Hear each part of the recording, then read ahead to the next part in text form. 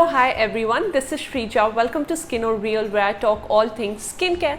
So if you like skincare related content, then make sure that you're subscribed. Likewise, you can also follow me on Instagram, where I post more regularly. Now, if I had to tell you one thing from all my past experiences in skincare, then it would be to have patience and to be consistent. The road to a clear skin is a pretty long one, and more than often this path is filled with a lot of advices online that are pretty damn concerning and misinformation. Speaking of which, today I'm going to address top 3 pieces of misinformation in skincare that has no basis in reality whatsoever, and to be honest, it is getting really irritating now. So starting with everyone's favorite, natural skincare. Skincare that is free of chemicals. Skincare that is safe, skincare that is non-toxic, skincare that will literally go inside your body, make it pure, and will magically solve all your life problems.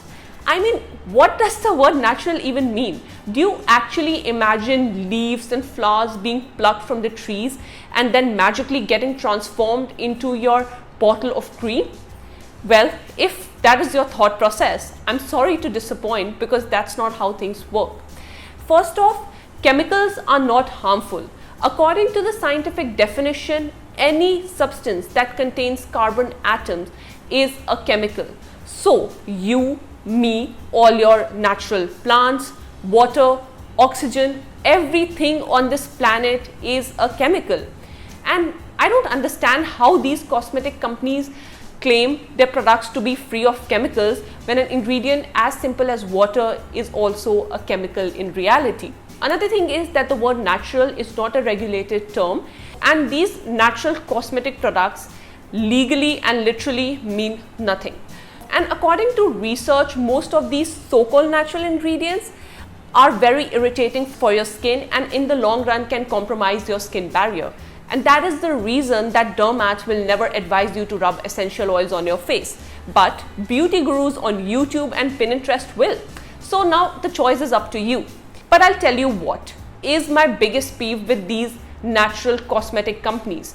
My problem is that their story starts with what their product does not contain that they think is harmful for you, rather than talking about the ingredients that are there that might actually work for you.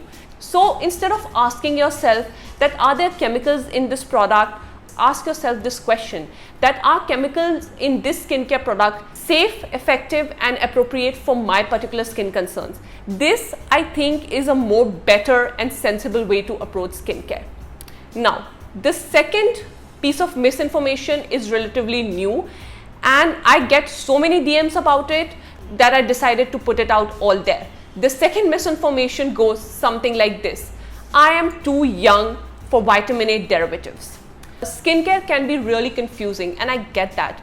In the middle of this green beauty, K-beauty, chemical phobia, green skincare, clean skincare, and all the other stuff, there's this emerging trend of retinoageophobia, wherein one is scared of using vitamin A derivatives due to their young age.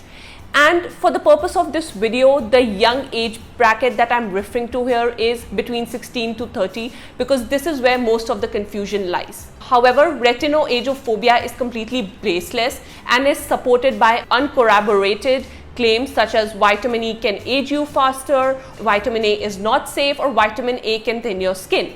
According to research, vitamin A derivatives are one of the most sought after skincare ingredients that can be used for multiple skincare concerns. And FYI, Dr. Albert Kligman, when discovered vitamin C, he discovered it as an ingredient for treating acne. And guess who is more prone to acne?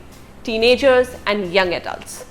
So in my opinion, vitamin A, or in fact any ingredient or skincare active, should be used on the basis of skincare needs and not your age. I was prescribed Tazret, which by the way is the strongest prescription retinoid by my dermat when I was 13 for my clogged pores and acne. Whereas my mom didn't even use a retinol, which is the weakest form of vitamin A derivative, until her late 30s. and now in her 40s she's using a prescription retinoid for her fine lines and wrinkles. So you see, it all depends upon your skin concern and not your age. You should keep in mind the goals for using a vitamin A derivative. These goals can differ according to your age, and the formula that you might need also will depend upon that. For instance, at age 21, if you are trying to treat clog pores, you might need a gel-based form of vitamin A derivative. In your 40s, you might need a more occlusive formula to also take care of your dehydration. For solving pigmentation, the formula for vitamin A derivative will be completely different. So please don't listen to all these claims about vitamin A being unsafe for certain age or you being too young for vitamin A, because it's really not true.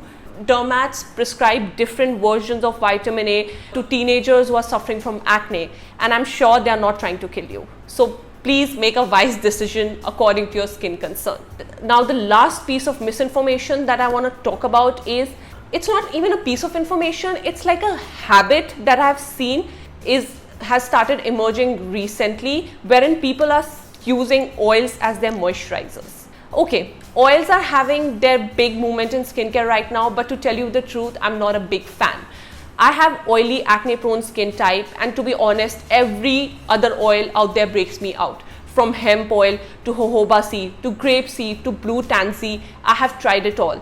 And I am done wasting any more money on trying to find the perfect bottle of oil that will work for me, because to be honest, my moisturizer hydrates my skin pretty well.